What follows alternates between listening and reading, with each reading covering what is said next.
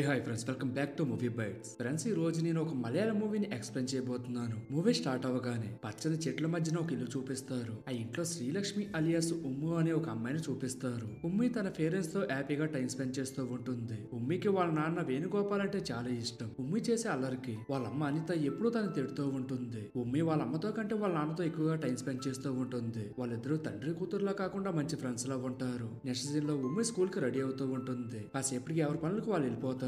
గోపాల్ డ్యూటీకి వెళ్ళడానికి ఒక బస్ ఎక్కి కూర్చుంటాడు. ఇంతలో ఒక అమ్మాయి బస్సులో సీట్ లేక నుంచొని ఉండడం చూసి గోపాల్ అమ్మాయికి తన పక్కనే సీట్ ఇస్తాడు. కానీ అమ్మాయి వాళ్ళ అమ్మకి అది నచ్చక ఆ అమ్మాయిని ఆమె దగ్గరికి పిలుస్తుంది. దాంతో గోపాల్, నేనేదో ఆ పాపకి హక్ చేయాలనుకుంటే వాళ్ళ అమ్మ ఏంటి ఇలా మిస్అండర్స్టాండింగ్ చేసుకుందని చెప్పి ఫీల్ అవుతాడు. నెక్స్ట్ సీన్ లో ఒక కాలేజీలో అనిత ఫ్రెండ్ సుమ ఆడవాళ్ళ మీద జరిగే అత్యాచారాల గురించి అండ్ అలాగే వాటిని ఎలా ఎదిరించాలని చెప్పి స్పీచ్ ఇస్తూ ఉంటుంది. అక్కడ అనిత కూడా ఉంటుంది. కాసేపటికి గోపాల్ అక్కడికి వచ్చి అనితకి కాల్ చేస్తాడు. అతను అనితని పికప్ చేసుకోవడానికి అక్కడికి వస్తాడు. తర్వాత అనిత అండ్ గోపాల్ ఇద్దరు కలిసి ఒక షాప్ కి వెళ్తారు. యాక్చువల్ గా ఈ రోజు ఉమ్మి బర్త్డే. దానికి సంబంధించి థింగ్స్ తీసుకోవడానికి షాపింగ్ చేస్తారు. ఉమ్మి బర్త్డే చాలా బాగా సెలబ్రేట్ చేస్తారు. ఉమ్మికి గోపాల్ ఒక కుక్క పిల్లని గిఫ్ట్ గా ఇస్తాడు. నెక్స్ట్ డే మార్నింగ్ ఉమ్ము స్కూల్ కి వెళ్ళడానికి హడావిడిగా రెడీ అవుతుంది. గోపాల్ ఆమెను బైక్ మీద స్కూల్ బస్ దగ్గర డ్రాప్ చేస్తాడు. తర్వాత ఉమ్మి వాళ్ళ ఫ్రెండ్ ఉమ్మితో, ఎందుకు ఎప్పుడు మీ నాన్నని నేను బస్ ఎక్కించడానికి వస్తాడు, మీ అమ్మ ఎందుకు రాదు అని అడుగుతుంది. దానికి ఉమ్మి, మా నాన్నకి నేనంటే చాలా ఇష్టం, అందుకే మా నాన్న వస్తున్నాడు అని చెబుతుంది. నెక్స్ట్ డే లో ఉమ్మి వాళ్ళ అమ్మ నాన్న బెడ్రూమ్ లోకి వచ్చి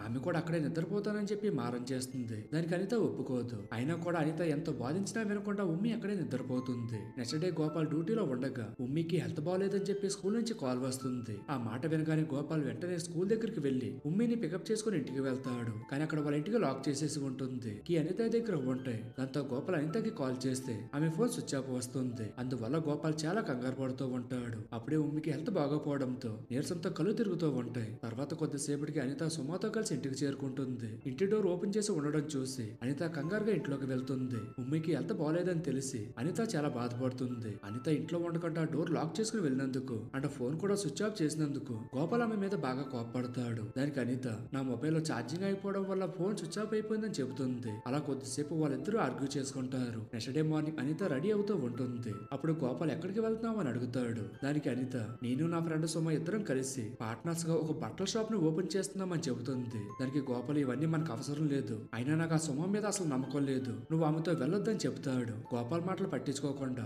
అనిత షాప్ ఓపెనింగ్ ఉందని చెప్పి సుమాని కలవడానికి వెళ్ళిపోతుంది. అనిత ఇంట్లో బ్రేక్ఫాస్ట్ అండ్ లంచ్ ప్రిపేర్ చేసి వాటి పేర్లను పేపర్ మీద రాసి పెడుతుంది. నెక్స్ట్ సీన్ లో ఒక గెస్ట్ ని ఇన్వైట్ చేసి బట్టల షాప్ ని ఓపెన్ చేస్తారు. ఆ షాప్ కి చాలా మంది బట్టలు కొనడానికి వస్తారు. ఆ రోజు షాప్ అంతా ఫుల్ క్రౌడ్ తో ఉంటుంది. ఆ క్రౌడ్ ని చూసి అనిత చాలా హ్యాపీగా ఫీల్ అవుతుంది. ఈవినింగ్ అనిత ఇంటికి చేరుకోగానే డోర్ లాక్ వేసి ఉంటుంది. అంటే అనిత లేనప్పుడు గోపాల్ లాక్ పాలు కొట్టేశాడు కదా, అందువల్ల కొత్త లాక్ వేసి ఉమ్మితో కలిసి బయటికి వెళ్ళి ఉంటాడు. ఆమె ఎంతసేపు వెయిట్ చేసినా కూడా వాళ్ళ ఇంటికి రాకపోవడంతో ఆమె బాధపడుతూ ఏడుస్తూ సుమాకి కాల్ చేసి ఆమె వెంటే వెళ్ళిపోతుంది. అలా చూస్తూ ఉండగానే వాళ్ళిద్దరి మధ్య చాలా దూరం పెరిగిపోతుంది. వాళ్ళ రిలేషన్షిప్ కూడా దెబ్బతింటుంది. ఉమ్మి స్కూల్లో అకేషన్ కి వెళ్తుంది. ఇంకా అనిత అండ్ గోపాల్ ఒకే ఇంట్లో ఉన్నా కూడా ఎవరి లైఫ్ వాళ్ళు ఒంటరిగా గడిపేస్తూ ఉంటారు. వాళ్ళిద్దరు కార్స్ సపరేట్ గా మెయింటైన్ చేస్తూ ఉంటారు. అండ్ ఇంకొక వైపు గోపాల్ మద్యానికి బాగా అలవాటు పడిపోతాడు. అలా ఒక రోజు ఉమ్మి స్కూల్ అకేషన్ పూర్తి చేసుకుని రిటర్న్ అవుతుందని తెలుస్తుంది. దాంతో గోపాల్ ఉమ్మికి అతను తాగుతున్న విషయం తెలియకుండా మద్యం బాటిల్స్ ని దాచేస్తాడు. తర్వాత అనిత అండ్ గోపాల్ ఇద్దరు ఉమ్మిని పికప్ చేసుకోవడానికి స్కూల్ కి వెళ్తారు. ఉమ్మి పేరెంట్స్ ని చూసి చాలా సంతోషిస్తుంది. తర్వాత వాళ్ళు ప్రిన్సిపల్ ని కలుస్తారు. గోపాల్ అండ్ అనితల మధ్య రిలేషన్ సరిగ్గా లేదని తెలుసుకున్న ప్రిన్సిపల్ మిస్ లేసాని కలవమని చెప్పి వాళ్ళకి చెబుతుంది. లేసా ఒక సైకియాట్రిస్ట్. ఆమె వాళ్ళిద్దరి మధ్య ఉన్న సమస్యలను తెలుసుకొని కౌన్సిలింగ్ తీసుకుంటే సరిపోతుందని చెబుతూ ఉండగా దానికి గోపాల్ ఇరిటేట్ అవ్వి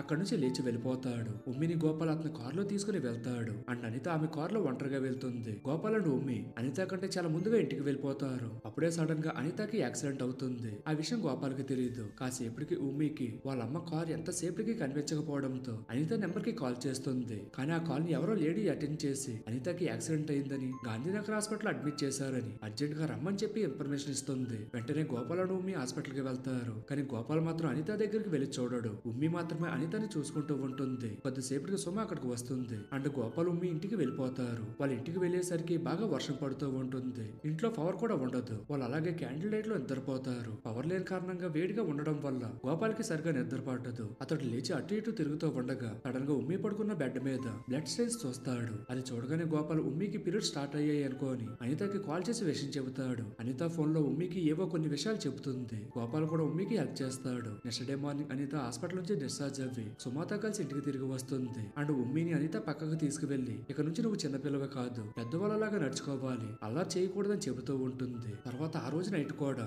ఉరుములు మెరుపుల సౌండ్ తో బాగా వర్షం పడుతూ ఉంటుంది. ఉమ్మి ఆ సౌండ్స్ కి బాగా భయపడి ఒంటరిగా నిద్రపోలేక గోపాల్ అండ్ అనిత అలా బెడ్రూమ్ లోకి వెళ్లి వాళ్ళ మధ్యన పడుకుంటుంది. కానీ అనితకి అది నచ్చక గోపాల్ చెప్తున్నా వినకుండా ఉమ్మిని బలవంతంగా తన బెడ్రూమ్ కి తీసుకువెళ్లి పడుకోబెడుతుంది. అది చూసిన గోపాల్ వెళ్లి అతని కూతురు ఉమ్మి బెడ్రూమ్ లో పడుకుంటాడు. యాక్చువల్ గా అనిత వాళ్ళిద్దరి మధ్య ఉన్న ఇష్యూని క్లియర్ చేసుకోవడానికి గోపాల్ తో కాంప్రమైజ్ అవడానికి ట్రై చేస్తూ ఉంటుంది. కానీ గోపాల్ ఆమెను పట్టించుకోకుండా ఉండేసరికి చేసేదేమి లేక ఆమె బెడ్రూమ్ లోకి వెళ్లి ఒంటరిగా పడుకుంటుంది. అలా సాగుతూ ఉండగా సీన్ కొన్ని రోజుల తర్వాత చూపిస్తారు. ఉమ్మికి 13th బర్త్డే సెలబ్రేట్ చేస్తారు. గోపాల్ ఆమెకు సైకిల్ గిఫ్ట్ గా ఇస్తాడు. అలా కొద్ది రోజులకి గోపాల్ నడుతారు. వాళ్ళ మధ్య ఉన్న ఇష్యూస్ అన్ని మర్చిపోయి కాంప్రమైజ్ అయిపోతారు. అలా గడుస్తూ ఉండగా ఒక రోజు ఉమ్మి స్కూల్లో క్లాస్ లో జరుగుతూ ఉండగా వాష్రూమ్ కి వెళ్తుంది. ఆమె చాలా నీరసంగా ఉంటుంది. అలా ఆమె చాలా సార్లు వాష్రూమ్ కి వెళ్తూ ఉంటుంది. అంటే వాళ్ళ టీచర్ కూడా ఉమ్మిని గమనించి నెక్స్ట్ పీరియడ్ లో వెళ్లే టీచర్ కి చెబుతుంది. కొద్దిసేపటికి నెక్స్ట్ పీరియడ్ లో కూడా ఉమ్మి మళ్ళీ వాష్రూమ్ కి వెళ్లడానికి టీచర్ అడగడంతో క్లాస్ లో ఉన్న స్టూడెంట్స్ అందరూ నవ్వుతారు. ఒక అమ్మాయి ఉమ్మి ఇప్పటికే 5 సార్లు వాష్రూమ్ కి వెళ్ళిందని చెబుతుంది. దాంతో టీచర్ యూరిన్ ఇన్ఫెక్షన్ అయి ఉండొచ్చు అని చెప్పి డాక్టర్ ని కన్సల్ట్ అవ్వమని చెబుతుంది. ఉమ్మి సరేనని వెళ్తూ ఉండగా కళ్ళు తిరిగి పడిపోతుంది. ఉమ్మిని చెక్ చేసిన డాక్టర్ చాలా కంగారు పడతారు. తర్వాత ఉమ్మి మదర్ అనితకి కాల్ చేసి వెంటనే స్కూల్ కి రమ్మని చెబుతారు. ఇక్కడ డాక్టర్ లీసా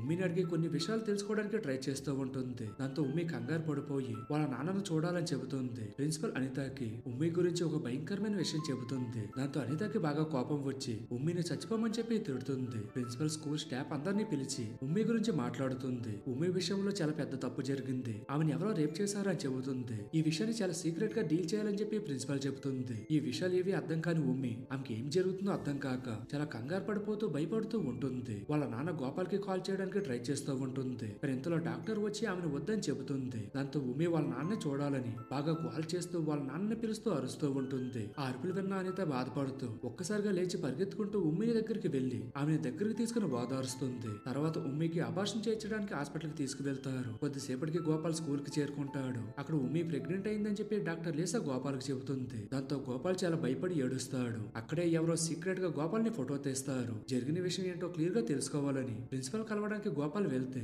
ఆమె అతనితో మాట్లాడడానికి నిరాకరిస్తుంది. దాంతో స్టాఫ్ మెంబర్స్ అందరూ బలవంతంగా గోపాల్ అక్కడ నుంచి పంపించేస్తారు. అలా కార్ లో వెళ్తూ ఉండగా గోపాల్ మొబైల్ కు ఒక మెసేజ్ వస్తుంది. స్కూల్లో సీక్రెట్ గా గోపాల్ ఫోటో తీసిన వ్యక్తి గోపాల్ ఫోటో పైన కన్న కూతుర్ని ప్రెగ్నెంట్ చేశాడని చాలా నీచంగా రాసి సోషల్ మీడియాలో అప్లోడ్ చేస్తాడు. ఆ ఫోటోని గోపాల్ మొబైల్ కి వస్తుంది. అది చూసి గోపాల్ షాక్ అవ్వి పొరపాటున ఒక కార్ కి డాష్ ఇస్తాడు. ఆ కార్ ఓనర్ గోపాల్ సారీ చెప్పినా వినకుండా బాగా గొడవ చేస్తాడు. ఆ తర్వాత గోపాల్ అతని ఫ్రెండ్ నారాయణ్ ని పికప్ చేసుకొని ఒక క్లబ్ కి వెళ్తాడు. నారాయణ్ మొబైల్ కి కూడా గోపాల్ కి వచ్చిన మెసేజ్ రావడంతో అతను కూడా షాక్ అవుతాడు. దాంతో అనితకి నారాయణ్ కాల్ చేసి ఉమ్మి గురించి అడిగితే ఆమె నిజమని చెబుతుంది. అప్పుడు నారాయణ ఒకసారి గోపాల్ తో మాట్లాడమని చెప్పగా అనిత కాల్ కట్ చేసేస్తుంది. ఇక్కడే మనకు అనిత కూడా గోపాల్ ని అనుమానిస్తుంది అన్న విషయం తెలుస్తుంది. ఈ విషయం క్లబ్ మెంబర్స్ కూడా తెలిసిపోతుంది. నెక్స్ట్ సీన్ లో గోపాల్ మళ్ళీ స్కూల్ కి వెళ్లి మిస్ లీసా అండ్ ప్రిన్సిపల్ తో మాట్లాడడానికి ట్రై చేస్తాడు. కానీ వాళ్ళిద్దరూ అందుకు నిరాకరిస్తారు. తర్వాత నారాయణ వచ్చి గోపాల్ ని తీసుకుని వెళ్ళిపోతాడు. గోపాల్ మళ్ళీ క్లబ్ కి వెళ్తే అక్కడ అతను అవమానించి బయటికి గంటేస్తారు. అలా గోపాల్ ఇంకా అతని ఫ్రెండ్స్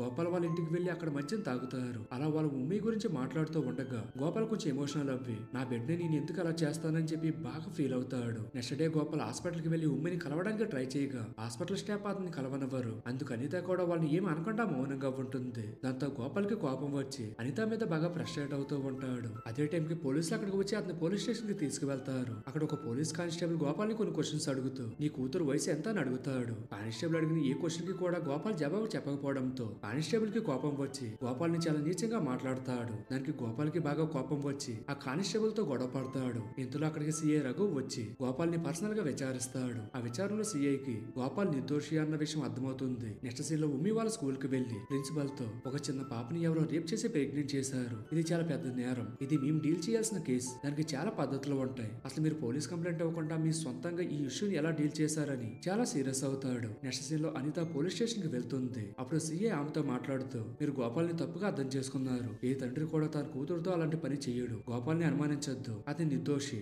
నమ్మకం ఉంచండి, అసలు నేరస్తుని త్వరలోనే పట్టుకుంటామని అంటారు. కట్ చేస్తే సీన్ కొన్ని రోజుల తర్వాత చూపిస్తారు. ఒక వ్యక్తి ఏదో వెల్డింగ్ చేస్తూ ఉంటాడు. అతను ఎవరో కాదు గోపాల్. అతను గ్యాస్ ద్వారా విరిగే ఒక పరికరాన్ని తయారు చేస్తూ ఉంటాడు. నెక్స్ట్ సీన్ లో ఉమ్మికి జరిగిన అన్యాయానికి కారణమైన వాడిని చూపిస్తారు. అతను మరి ఎవరో కాదు, స్కూల్లో గోపాల్ కి తెలియకుండా అతను ఫోటో తీసుకొని ఉమ్మికి జరిగిన అన్యాయానికి కారణం అతని తండ్రి అని నింద అతని మీద పడేలా చేసిన వ్యక్తి. ఉమ్మి ఫోటో చూపించి గోపాల్ నా కూతురికి జరిగిన అన్యాయానికి కారణం నువ్వేనని ఉమ్మి ఆ రోజే నీ పేరు చెప్పింది, అప్పుడే నేను చంపేయాలని చెప్పి డిసైడ్ అయ్యానని చెబుతాడు. దానికి ఆ వ్యక్తి, దయచేసి నన్ను చంపొద్దు, కావాలంటే పోలీసులకు అప్పగించండి, నేను నా తప్పు ఒప్పుకొని జైలు శిక్ష అనుభవించడానికి రెడీగా ఉన్నానని చెబుతాడు. కానీ గోపాల్ ఆ వ్యక్తిని క్షమించడానికి సిద్ధంగా లేడు. ఎందుకంటే అతను ఉమ్మి విషయంలో తప్పు చేసిందే కాకుండా దానికి కారణం ఆమె కన్న తండ్రి గోపాల్ అనే నింద అతని మీద పడేలా చేసి ఇంకా పెద్ద తప్పు చేశాడు. దానివల్ల గోపాల్ ఫ్యామిలీ చాలా బాధపడ్డారు. అందువల్ల గోపాల్ ఆ వ్యక్తిని అతని చేతులతో చంపాలని చెప్పి డిసైడ్ అవ్వి అతను తయారు చేసిన పరికరం ద్వారా ఆ వ్యక్తిని కాల్చి చంపేసి అతని బూడిదని వాటర్ లో కలిపేస్తాడు. అంతటితో అతని ప్రతీకారం తీరుతుంది. చివరిగా గోపాల్ అక్కడి నుంచి వెళ్ళిపోతూ